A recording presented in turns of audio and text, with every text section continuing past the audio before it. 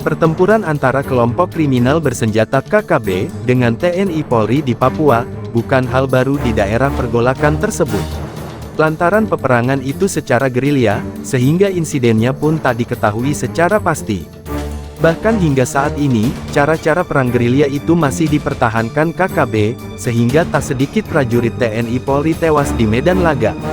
Bahkan untuk memuluskan penyerangannya, kelompok kriminal itu menerapkan pelbagai taktik. Skenario penyerangannya pun sulit ditebak. Namun apapun yang dilakukan KKB, akan dengan mudah dilumpuhkan oleh TNI Polri. Pasalnya, semua prajurit yang diterjunkan ke Papua, telah melewati semua jenjang pendidikan dan pelatihan.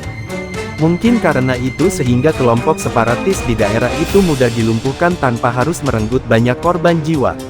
Yang jadi pertanyaan, adalah meski KKB dilumpuhkan, senjatanya pun diamankan satu persatu, tapi mengapa ada saja senjata baru yang digunakannya? Dari manakah senjata api itu sehingga para pengacau tak henti-hentinya melancarkan aksi kejamnya? Adakah jaringan internasional yang masuk hingga ke Papua, sehingga mobilisasi peralatan perang terus terjadi?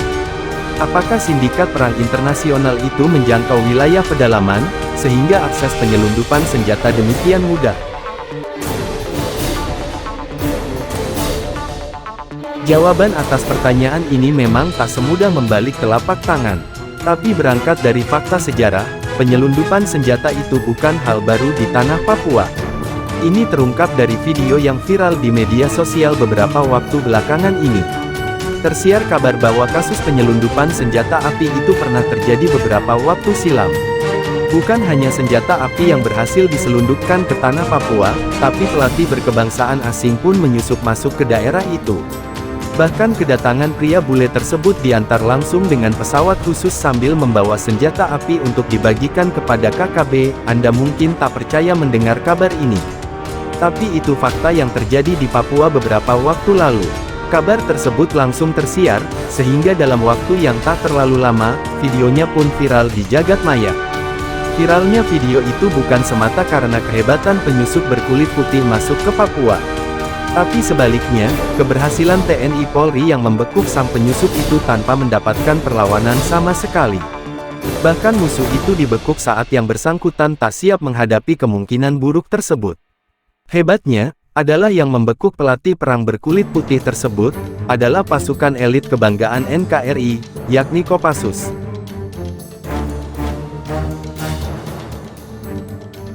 Dari video yang beredar, terungkap bahwa Kopassus berhasil mendeteksi keberadaan pria penyusup itu di wilayah pedalaman.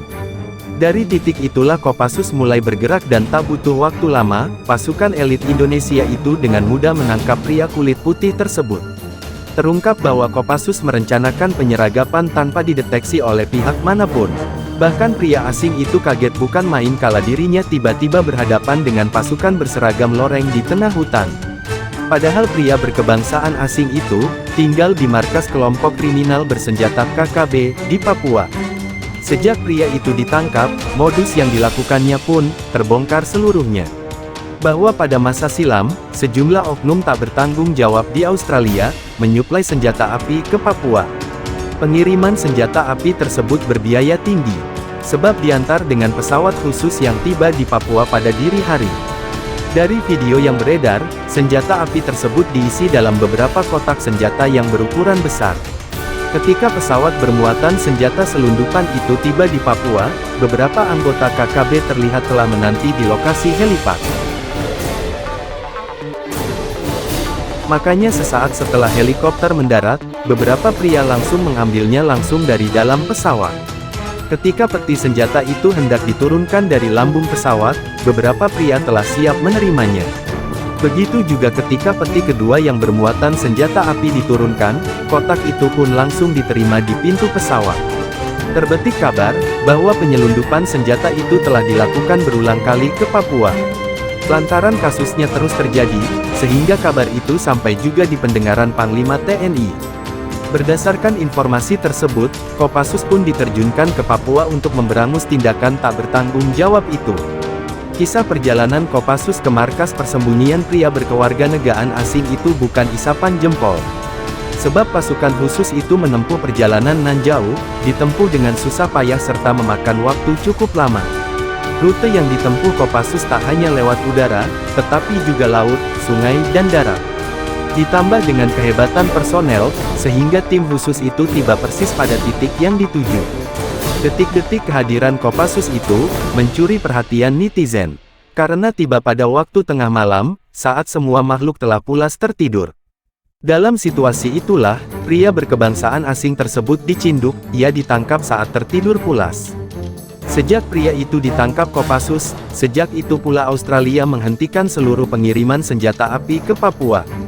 Bahkan sejak itu pula, Australia tak melakukan lagi tindakan pelanggaran hukum, baik mendistribusi senjata api maupun tindakannya lainnya di tanah Papua.